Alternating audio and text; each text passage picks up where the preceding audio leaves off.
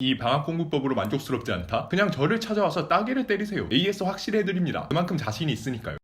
친구들 어서오고 안녕 석가남이야. 오늘은 대망의 방학공부법을 이야기할 거야. 평소에 방학처럼 공부하는 재수생, 공시생 등도 다 해당되는 방법이야. 아마 여러분 살면서 처음 들어본 굉장히 획기적인 방법일 거야. 어디서도 못 들어본 내용일 거라고 미리 장담할게. 심지어 이 방법은 공부 목표를 지키기로 쉬워. 참고로 나 같은 경우 살면서 가장 열심히 공부한 게 고3 여름방학인데 이때 내가 한 달 동안 하루 15시간 공부를 했거든. 그게 가능했던 게 이 방법 덕분이야. 일단 님들의 방학공부법의 가장 큰 문제가 뭘까? 게을러서 공부를 안 해서 이딴 뻔한 개소리 말고 말이야. 내가 딱 말할게. 님들이 방학 때 공부를 안 하는 건 첫날 너무 열심히 공부하기 때문이야. 아니 이게 뭔 개소리냐? 할 수가 있는데 진심이야. 님들 특 방학 첫날 10시간 12시간 계획 세우고 열심히 공부해. 그렇게 이틀하고 당연히 포기함. 개학할 때쯤 되면 하루 2시간 공부할까 말까임. 이게 대부분 애들의 모습이야. 한가 맞은 주식처럼 꾸준히 공부 시간 그래프가 우하향한다고. 일명 용두삼이 공부법이야. 처음에는 거창하게 나라 하나 세울 것 같은 야망으로 시작하지만 방학 끝날 무렵쯤에는 쥐꼬리만큼도 공부를 안 한다 이 말이야. 그래놓고 개학이 두려워서 벌벌 떨어버려. 이미 알고 있는 거야. 다음 학기 선행이 제대로 안 됐으니 성적 어차피 조진다는 걸 말이지. 나도 중학교 때 이런 적 많거든. 그래서 생각 끝에 역발상을 했어. 외려 첫날 적게 공부를 하면서 시작하는 거야. 구체적으로 말하자면 나 같은 경우 첫날 3시간이나 5시간만 공부를 했어. 이거 기준은 어떻게 잡냐면 님들 이제까지 했던 공부 시간 중에서 가장 열심히 했던 때 있지. 그때 딱 절반 정도를 잡으면 돼. 그러니까 하루 5시간 6시간이 한계인 친구들은 첫날 3시간만 공부를 하고 10시간이 내든 5시간으로 시작하는 거야. 왜 이렇게 해야 하냐고? 왜 와? 여러분 첫날 헬스장 가서 무리해서 운동해 본 적 있지? 그러면 다음날 100% 근육통 때문에 몸이 여기저기 쑤셔. 그래서 헬스장 가기 존나 싫고 다음날 안 간다고. 외려 이렇게 하는 것보단 첫날 가서 운동기구 몇 개만 깔짝거리다가 오는 게 나아. 이러면 다음날에도 헬스장 간다고. 마찬가지야. 첫날부터 10시간 12시간 공부를 때리면 뇌에 근육통이 온다고. 정신적 고통이 커져서 공부를 하기가 개싫어져. 적응할 시간을 주자는 게 포인트인 거야. 이렇게 50%만 설정해놓고 공부 다음에 마음껏 놀아 제껴. 신난 하루였지. 이제부터 중요해. 잘 들어봐. 둘째 날부터 하루 1시간씩 공부 시간을 늘려가는 거야. 첫날 5시간 했다 치자. 그러면 둘째 날 6시간 하는 거야. 에이, 이렇게 계속 1시간씩 늘리라는 거냐? 나 힘들어서 못해. 이럴 수 있는데 아니야. 계속 늘려가는 게. 앞질러 가지 말고 좀 들어봐봐 계속. 첫날 5시간 한 친구는 10시간이 최대 공부 시간인 친구겠지. 아까 말한 것처럼 최대 공부 시간 절반을 첫날 공부 시간으로 설정했을 테니까. 그래서 우선은 10시간까지는 계속 1시간씩 공부 시간을 늘리는 거야. 그러니까 둘째 날 6시간, 셋째 날 7시간 이런 식으로 하면 6일째 10시간에 도달하게 돼. 그런데 이런 경우가 있겠지. 만약 공부를 하다가 그날 실패를 했다 치자. 예를 들어서 셋째 날 7시간 해야 하는데 못했어. 그러면 다음날 또 7시간에 재도전하는 거야. 어쨌든 이렇게 하면 보통 일주일 만에 최대 공부 시간에 도달하게 돼. 그런데 여기서부터는 공부 시간을 늘리는 게 아니야. 계속 최대 공부 시간인 10시간을 해보는 거야. 그런데 그러다 보면 당연히 지친다고. 이게 사람마다 다른데 한 3일하고 지칠 수도 있고 일주일 정도 버티기도 하고 그래. 한 3일하고 지쳤다 치자. 그러면 이제 공부 시간을 1시간 깎는 거야. 다음날은 9시간에 도전하라고. 그런데 이것도 안 된다 치자. 그러면 그 다음날 8시간을 해. 또 이렇게 하다 보면 굉장히 공부하기 싫은 날이 있거든. 이런 날은 다시 처음으로 돌아가. 그래서 최대 공부 시간의 절반인 딱 5시간만 하고 남은 시간 실컷 놀아. 그러면 다음날 또 6시간 하면서 올라가는 거냐고? 아니 이제는 어느 정도 적응이 되었기 때문에 최대 공부 시간의 80%인 8시간 하는 거야. 그러니까 슬럼프 와서 하기 싫은 날이면 5시간만 하고 다음날 8시간 하는 거지. 8시간 한 다음날 어떻게 될까? 당연히 9시간 하는 거지. 다시 10시간으로 1시간씩 늘리는 거야. 이런 다음 또 10시간 하는 걸 유지해보고 지치면 1시간씩 깎는 거지. 이게 굉장히 과학적인 방법이야. 내가 중3 때 이 방법을 생각해냈는데 솔직히 내가 만들고 스스로 감탄했어.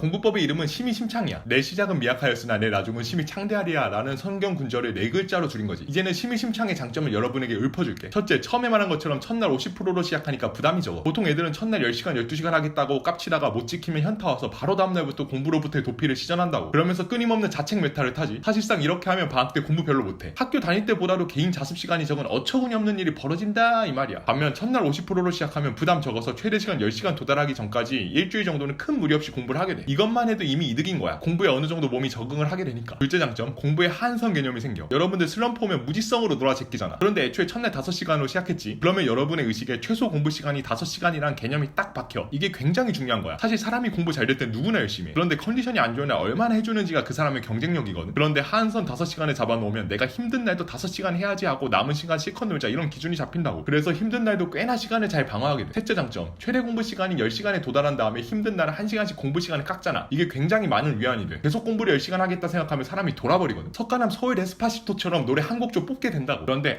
오늘은 좀 힘드니 9시간만 하자. 이렇게 좀 융통성이 생기면 훨씬 마음이 편하다고. 알다시피 오늘 예시로 든 건 10시간 버전이야. 6시간 버전, 12시간 버전, 15시간 버전도 다 가능해. 12시간 목표인 사람은 첫날 6시간으로 하면 되고 그런 식이라고. 공부 시간이 정말 작고 귀여운 친구들도 있을 거야. 최대 공부 시간이 4시간 뭐 이런 친구들. 그런 친구들도 마찬가지야. 첫날 2시간부터 하라 이 말이야. 이 방법으로 여름방학 보내잖아. 솔직히 님들이 이제까지 방학 때 한 공부량의 2배 이상은 할 수 있어. 할 말 다 했다. 친구들 내가 석가남 카톡방 운영하는 건 알고 있지? 석가남하고 카톡을 하고 싶으면 고정 댓글을 참고해. 오늘은 여기까지.